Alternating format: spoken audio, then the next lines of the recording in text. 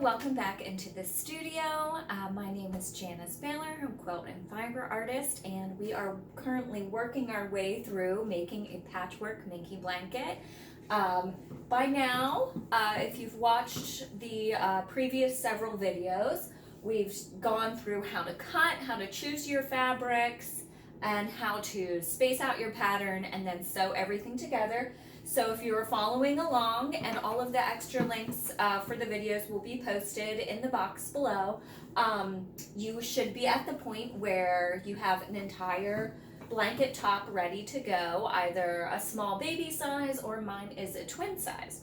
Now we need to add our minky backing. So I have this beautiful the swirl minky. It comes in, you know, just kind of like a fleece kind of finish, as well as a dot finish where it has like little bubbles. And the kind that I have today is a swirl version, and it's extremely soft, and that's what kind of makes the very fuzzy texture to these blankets, because we aren't going to put any batting in between the layers. It will just be this fleece minky that creates the extra warmth. You could add a layer of batting behind your top and in between the backing of the minky if you would like. That's just going to require a little bit more quilting then. So when I'm putting my minky blankets together, I typically do a wide grid format. So instead of going down every single row and then across every single row like I might do with a quilt, for the minky blankets I typically space it out further, just because the minky needs a little bit of room to stretch, and you know, trying to quilt it too much can cause you issues, and it's just not really necessary if you only have 2 layers. You just kind of need to hold it together a little bit. But as you can see, minky does have some stretch. So here I am pulling, this would be the grain, and this would be the cross grain where it's a bit stretchier. Okay, so across the top here where you can see the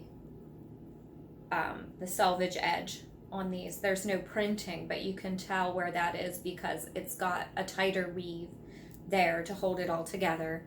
And then that is the grain there of the fabric, which it has very minimal stretch. So that's what we will start with when we're making this, so that we sew along that grain line with the grain, so that it doesn't move and shift a bunch when we're working with it. Because if we sewed on the cross grain, you can see it's possible that our stitching would pull and warp the backing. Okay, so that's important on this, to find that. And then I have a rather large piece, so I'm going to have to piece my backing together. And to do that, I'm just going to make sure that I have plenty of fabric to leave myself several inches of border around the outside. So probably 3 to 4 extra inches is good. You will have to trim it off. But I like to roll over the backing and create my mitered edge with the backing of the minky. So I just trim it up after I get everything in place. So let me show you a good example of that.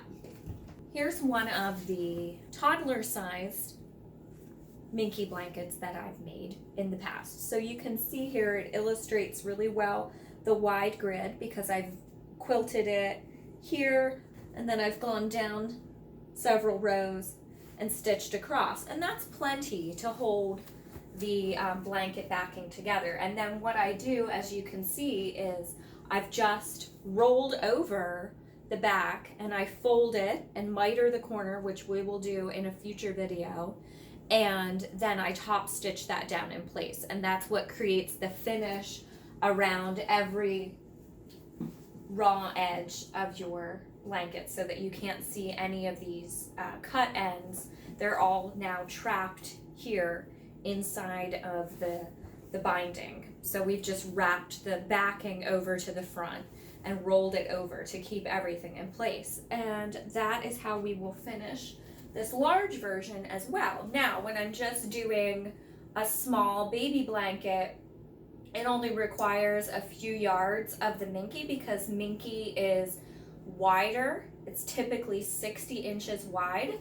So if you're doing a baby blanket like this and it's about 45 by 50, I only need a yard or a yard and a half to or a yard and 3/4 to do this, because I lay it out and the 60 inches completely covers the length with several inches on the top and the bottom, and then getting about a yard and a half to a yard and 3/4 covers the width the same way, and then I just lay it out on that one piece. But here today, because I'm going to have to use it for a much larger blanket, I will be sewing my very big pieces together across the selvage to make two pieces. So I'll put right sides together and I will stitch in probably about a 1/2 inch from the edge so that I don't have any of that selvage showing and it holds that heavier fabric together. And then when I open it up, I'll have a nice big piece that will work for my size that I need to cover here. Okay, so I'm going to go ahead and pop into the machine and stitch my backing pieces together, and then I will show you how we lay it all out. Okay, to work with the Minky back, I think it is really important to go ahead and make sure that you have a walking foot. A walking foot differs from a traditional sewing foot in that it has extra gears here that pull the fabric through the machine from the top. So you can see the additional gears here. And it works like this. It pulls them up and down through. You can see the additional little feed dogs that help guide the fabric through the foot from the top. And you have those as well on the bottom of your machine, and that's typically what pulls the fabric through your machine. A typical foot has no such extra feeders on it. So this really helps distribute the pull of the fabric evenly through your machine, which really helps in the case of big and bulky things, so like 3 layers of a quilt, or here when we're using the thicker, slightly stretchy Minky. So I highly recommend that. To change foot on your machine is very simple. You could see I just popped a little lever and it dropped. My machine has a little lever on the typical foot holder back here, and I just popped that off. And then to remove my foot feeder holder, I just need to use my little screwdriver. At most machines, every machine comes with its own little screwdriver. So you just, take that off very easily.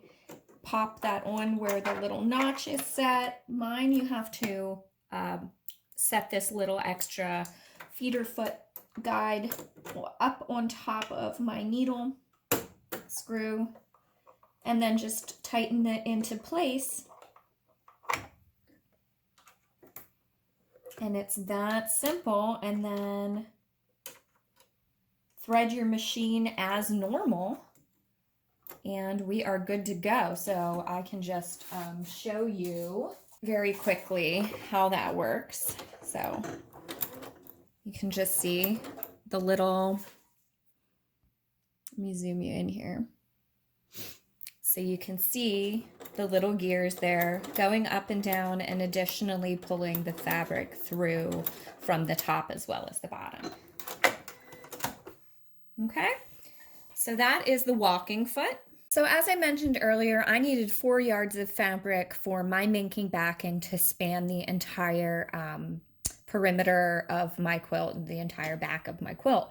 So I am just going to put my 2 pieces together, or put my big 4 yard piece together at the selvage to selvage on the one side, and I'm just going to sew probably, what is that, like a 1/2 inch to 3/4 of an inch away from the edge to connect the pieces, and then I will cut them apart at the bottom, and I will have my big piece to cover my twin size quilt. Now, if you're just doing a child size blanket, you can skip this process. 1 3/4 yards will be plenty to lay out your entire piece.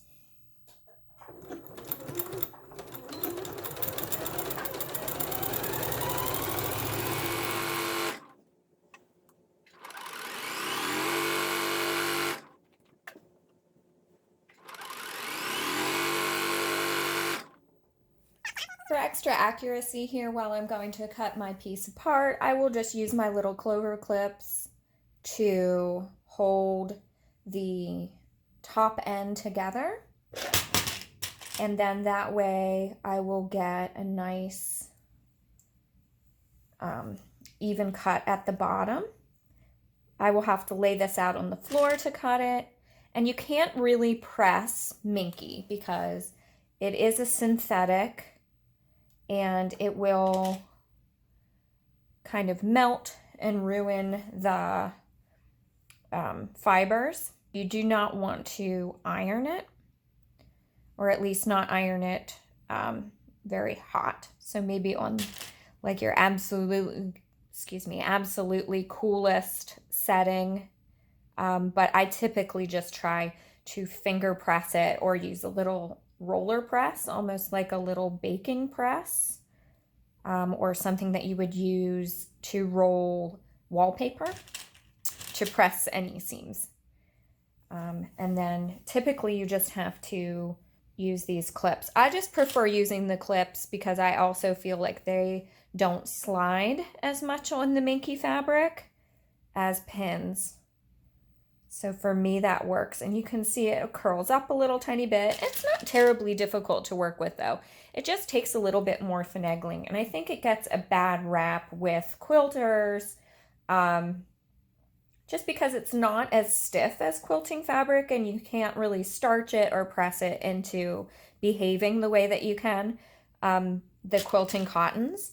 But I think for just that little bit of extra effort, it adds a special touch, especially to these blankets, and makes them super soft in comparison to just a cotton back. I just think it's a fun way to finish something like this. So once I have it all clipped together, I can go ahead and lay my blanket backing out on the floor, and then I will come down to the other end, which is just folded down here, and I'll cut that opened so that I can lay it out as one very large piece. Okay, here I have the backing sewn together along the one selvage edge, and then all I have to do here is where it's folded together is cut it open so that I can lay it out long ways here and have my full backing. As you can see, here is my top, and when I open it up, the width will be this way. And you can see that I have several inches on either side, and then I'll have a generous amount top to bottom as well once I open the fabric up. And this allows it to have the amount that we'll need to trim and wrap around the edges, as well as giving us a little wiggle room because it can shift a little bit when you are working with it. So this makes it just nice to have the extra bit around all of the edges. So go ahead and just cut that open. Again, if you are working with a smaller size blanket, you will not need to do this step. One piece will be wide enough.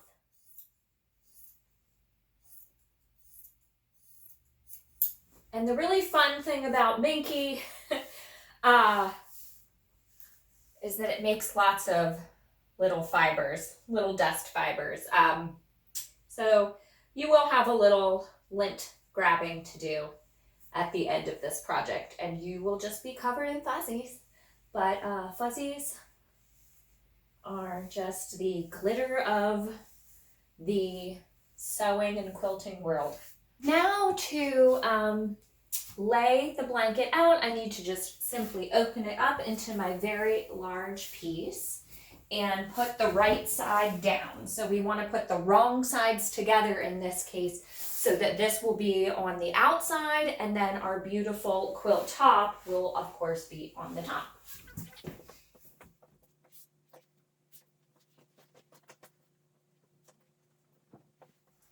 Okay, so now that I've laid my whole piece out across my floor, I am going to go ahead and secure it in place with packing tape. I just use regular packing tape, and I don't notice a problem. I also have laminate down here on my floor, so that allows me to just go ahead and tape right into place with that.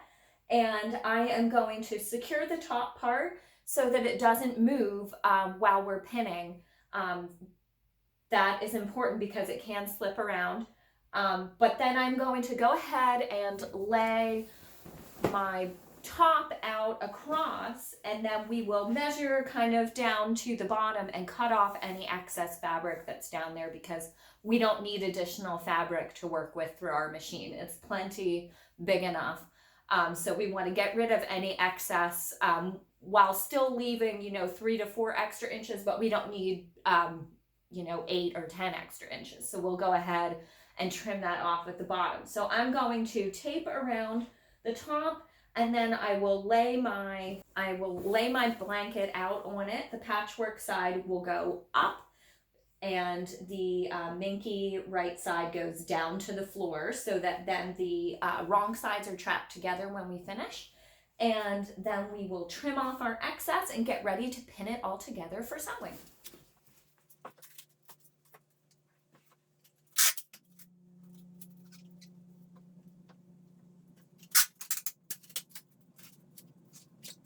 I have taped around the entire top. I've taped 3/4 of the way down the sides. And as I do that, I gently smooth it flat with my hands, so you can see that it's nice and flat. There's no more of those wrinkles. I haven't pulled it, I just smoothened it out so that, it's naturally laying as flat as it can without stretching the fabric. So now I want to lay my top out across it, and then we will cut off the bottom where we don't need. So just go ahead and very gingerly, without disturbing your fabric too much, lay your top out across. You just want to give yourself, that 4 inches about. So I'm going to pull up a little bit here at the top because I have more than the necessary amount.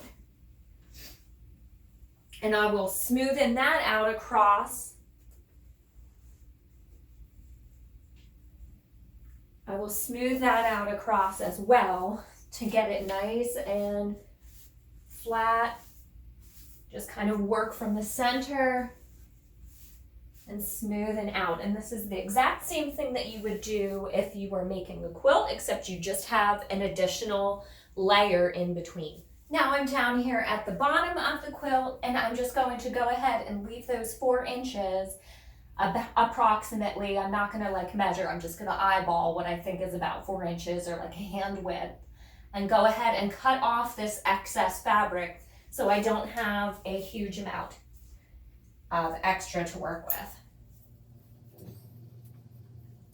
And I will just finish taping this edge nice and flat as well, and then we will pin the layers together. Pinning the quilt is extremely straightforward. We just need to use some safety pins and catch both layers together to hold them in place while we sew. So I typically just use regular old safety pins, and you can get ones that are curved, but regular ones work just fine. Just kind of slide them down through both layers of fabric and come up on the other side. I also like to use a spoon. This is kind of an old quilter's trick to save your fingers and help pull up that little bottom piece so you can catch it in the safety pin. And then you just want to work from the center out and smoothen as you go so that you are getting a nice flat connection between your pieces and kind of pinning every other square in this instance, or typically about a fist's width, but I'm just going to go about every other square and then stagger it. So since I put one here, I will put one up here and just kind of smooth it. I typically work down one row.